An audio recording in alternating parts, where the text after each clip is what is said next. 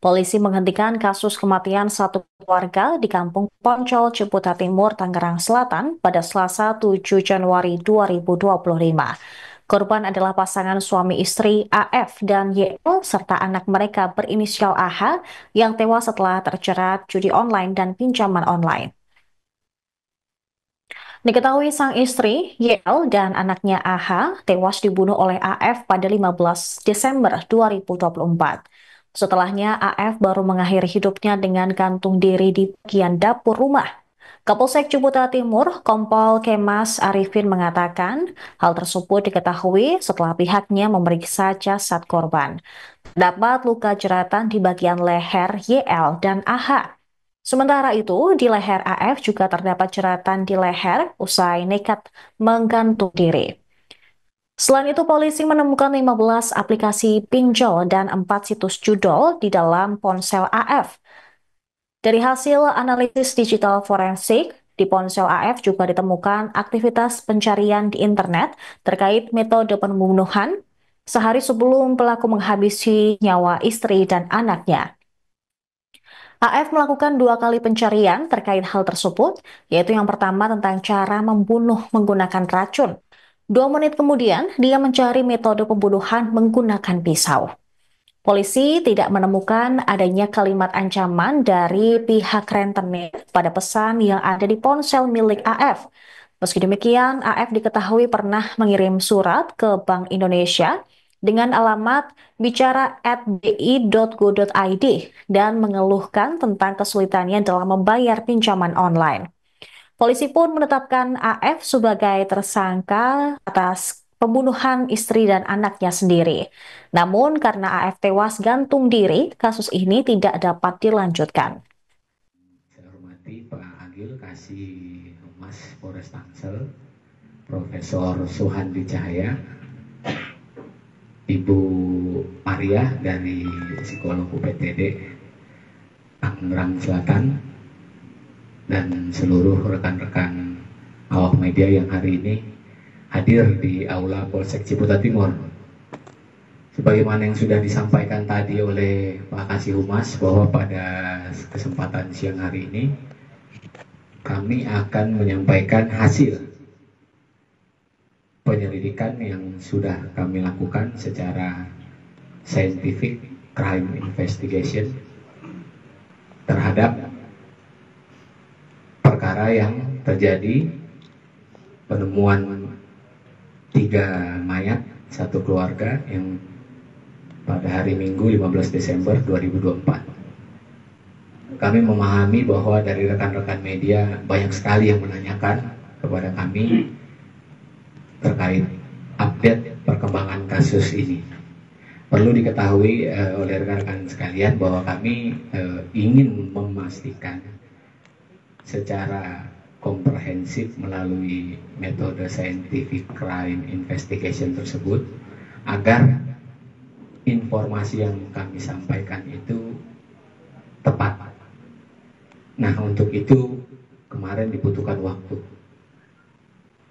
Nah, hari ini kami akan merilis hasil yang sudah dilakukan.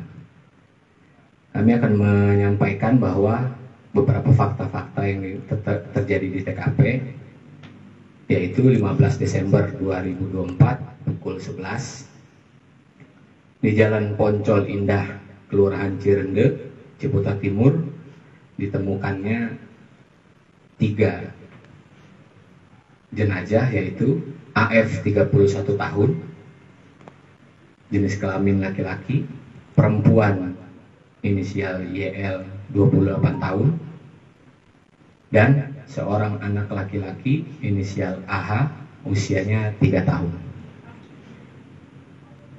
Pada saat saksi masuk ke dalam TKP, yaitu rumah, saksi menjelaskan bahwa rumah pintu depan dalam keadaan terkunci. Lalu saksi masuk dengan cara mencongkel jendela. Saksi ini terdiri dari beberapa orang.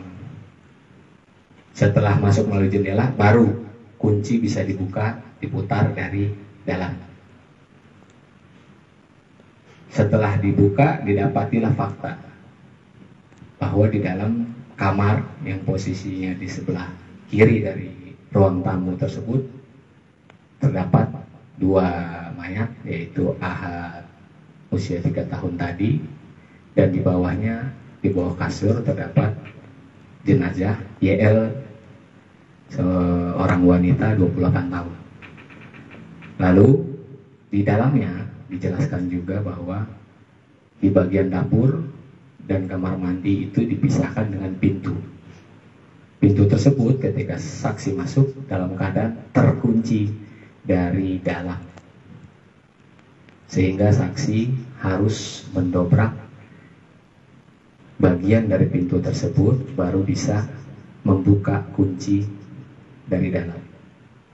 Didapatilah satu lagi jenazah inisial AF tadi, 31 tahun, dalam keadaan menggantung. Setelah kami melakukan olah TKP dan scientific crime investigation tersebut, yang pertama adalah melibatkan ahli dari kedokteran forensik, yang kedua dari digital forensik, psikolog maupun ahli pidana. Berdasarkan hasil dari visum yang dibuat oleh dokter terhadap jenazah YL dan AH, ditemukan luka di bagian leher, disimpulkan sesuai ciri-ciri pada kasus korban penjeratan pada korban YL dan AH. Lalu pada korban AF ditemukan ciri-ciri luka khas gantung diri. Jadi di dalam ilmu forensik itu bisa dilihat jeratan atau bekas gantungan. Mungkin dilihat dari lingkarannya,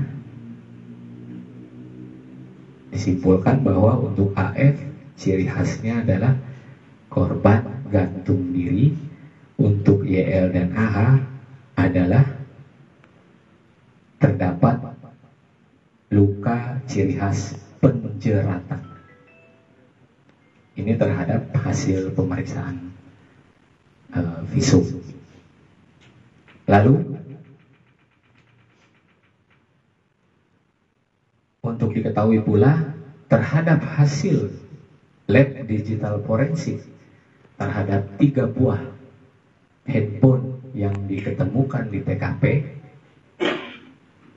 dilakukanlah pemeriksaan oleh ahli forensik digital.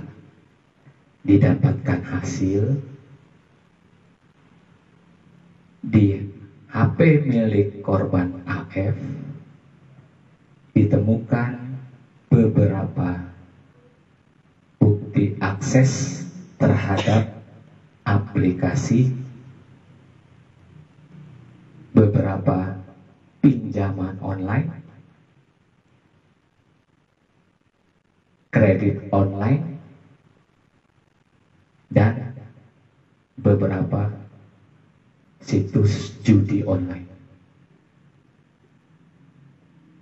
Lalu ditemukan juga hasil dari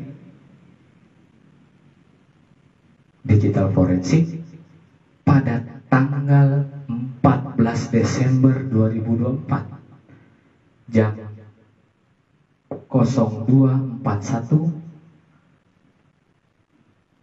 pengguna barang bukti, dalam hal ini AF, mengunjungi situs website dengan judul penjelasan dokter soal racun yang ditenggak juragan sepatu di Mojokerto. Yang kedua, 2 menit kemudian diakses pula oleh pengguna barang bukti yaitu AF mengunjungi situs website dengan judul How easy is it to kill someone with a knife? Dan berdasarkan analisa digital forensik tidak ditemukan adanya ancaman terhadap korban AF di handphone tersebut. Kami tambahkan juga, korban AF juga pernah mengirimkan email ke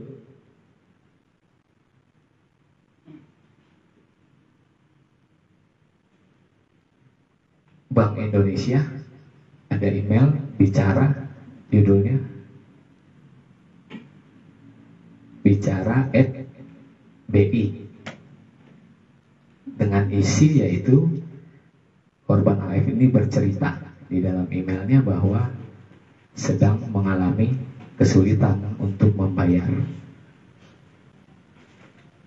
pinjaman-pinjaman yang ada pada dirinya.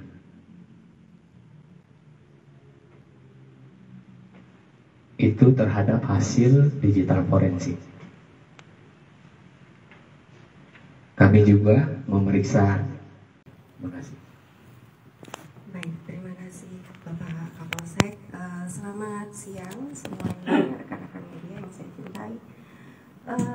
Selamat siang Bapak Kapolsek, Pak Ahli Pidana, Suhandi.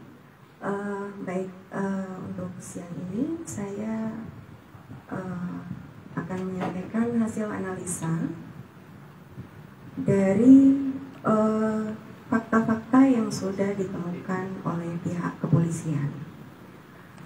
Dari fakta-fakta yang ada, yang bisa saya simpulkan adalah mengenai fenomena ini. Fenomena ini bisa dikenal dengan fenomena homicide suicide, yang artinya dia tidak hanya terkait peristiwa pembunuhan saja, tetapi diikuti dengan peristiwa bunuh diri. Nah, kalau peristiwa pembunuhan itu juga tidak berdiri sendiri, karena fenomena ini biasanya diikuti dengan adanya perencanaan. Seperti tadi fakta yang sudah disampaikan, bahwa korban ada mencari, gitu ya, perilaku untuk mencari bagaimana membunuh dengan mudah. Gitu. Dan di sini pembunuhan tidak hanya berdiri sendiri, tapi juga disertai dengan peristiwa gantung diri. Kemudian peristiwa ini juga dilalui tidak lebih dari 24 jam. Nah, pertanyaan yang diajukan oleh pihak kepolisian adalah apakah peristiwa-peristiwa seperti ini memang berpotensi untuk memicu seseorang melakukan tindakan ini? Gitu. Nah, yang memang selalu biasa menjadi karakteristik dari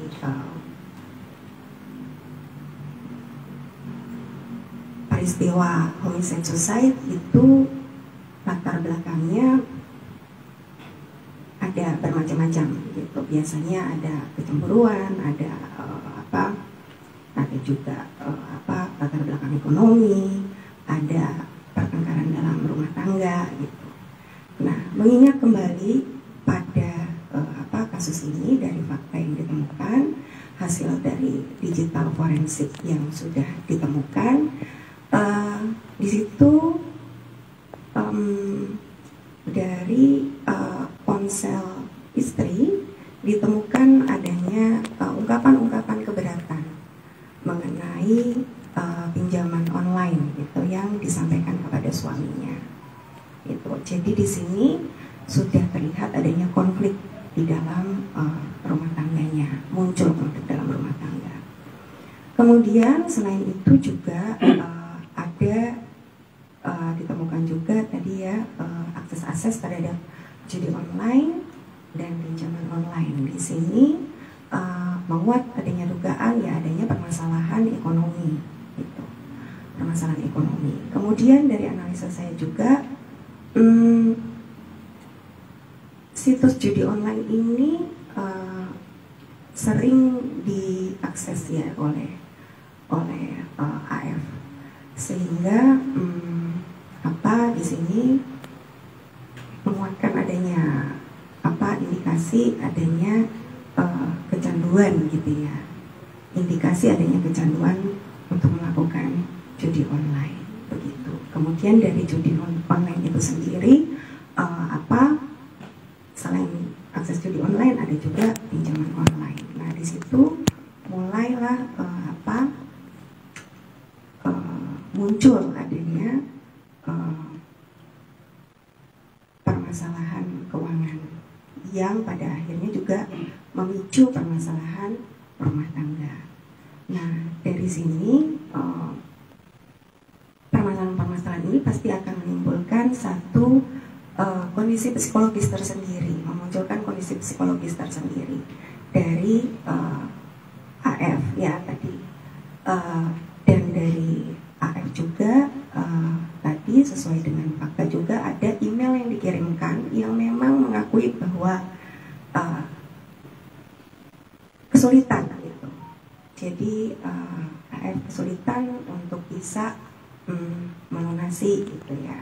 Kemudian meminta bantuan gitu. Nah di sini menguat adanya dugaan bahwa sebenarnya kondisi psikologisnya itu mulai ada gejolak gitu ya, frustrasi gitu, seperti hopeless, seperti putus asa, seperti sudah saya sudah nggak ada yang membantu yang bisa saya sampaikan.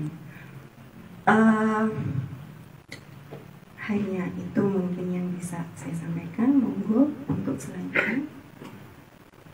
Terima kasih Ibu psikolog ahli. Selanjutnya kami juga memintai pendapat seorang ahli pidana. Terima kasih kepada Pak Kapolsek, Pak Kapolsek ataupun segenap jajaran dari Polsek Ciputat Timur. Juga kepada Mas Media, kami ucapkan terima kasih atas kedatangannya pada siang hari ini. Juga kepada psikolog Ibu yang sudah menyampaikan pendapatnya dari sisi psikologi. Kami ahli dalam bidang pidana, Bapak Ibu yang kami hormati. Jadi dari sisi pidana, saya bisa ceritakan bahwa setiap tindak pidana atau perbuatan pidana itu harus memenuhi dua klaster unsur. Yang pertama itu adalah ajas legalitas, dan yang kedua itu adalah tentang doktrin pertanggungjawaban pidana.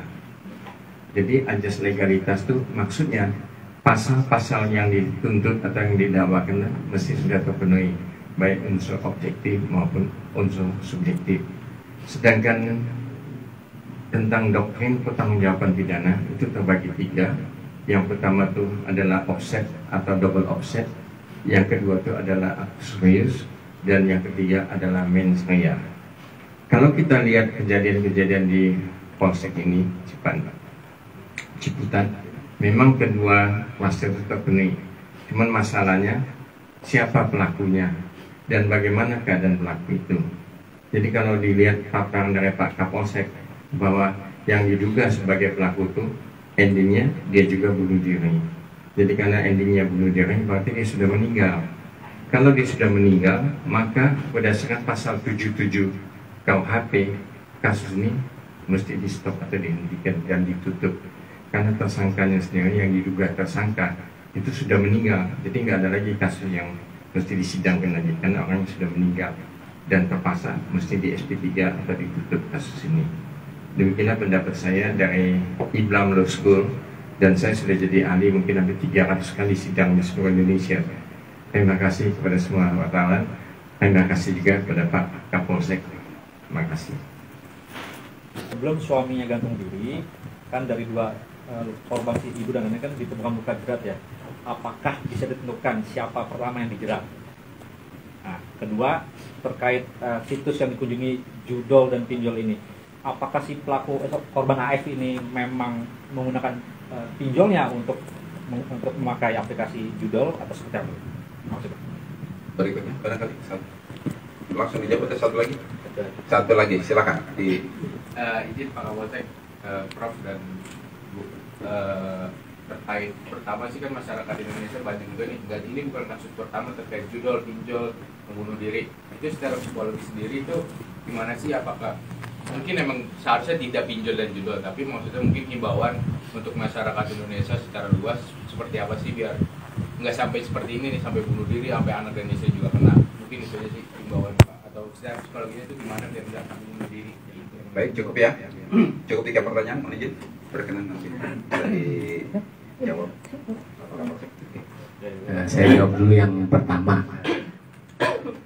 Berapakah hutang korban AF? Terkait jumlah berapa hutangnya, di dalam data hasil forensik digital tidak dijelaskan secara spesifik. Jadi download Tribun X sekarang, menghadirkan lokal menjadi Indonesia.